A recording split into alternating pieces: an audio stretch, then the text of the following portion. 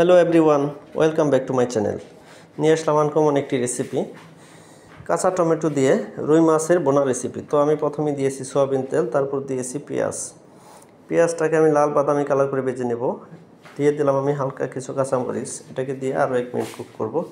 Cook করার পর আমি দিয়ে দিলাম অল্প একটু পানি দিয়ে এটাকে আমি 2 মিনিট কুক করে নেব। 2 মিনিট কুক করে নেওয়ার পর আমি দিয়ে দিলাম স্বাদ মতো লবণ, আদা বাটা, রসুন বাটা, জিরা, হলুদ, ধনিয়া,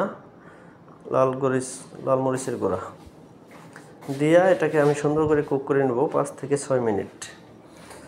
6 মিনিট কুক করে নেওয়ার পর আমি দিয়ে দেব কাঁচা টমেটো। আমি একদম কুচি কুচি করে কোচাই নিয়েছি, সেটা দিয়ে আমি ভালো করে কুক করব 10 মিনিট।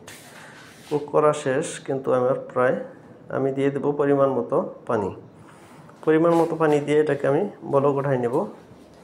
বলক উঠে গেলে আমি মাছগুলো কিন্তু সুন্দর করে ভেজে নিয়েছি হলুদ, হালকা মরিচ এবং লবণ দিয়ে।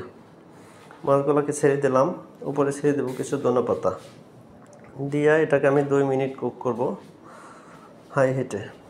2 মিনিট কুক করার পরেই কিন্তু আমার মাছটা পুরোপুরি রেডি হয়ে গেছে। দেখেন কতটা ইয়ামি হয়েছে আমার রেসিপিটা।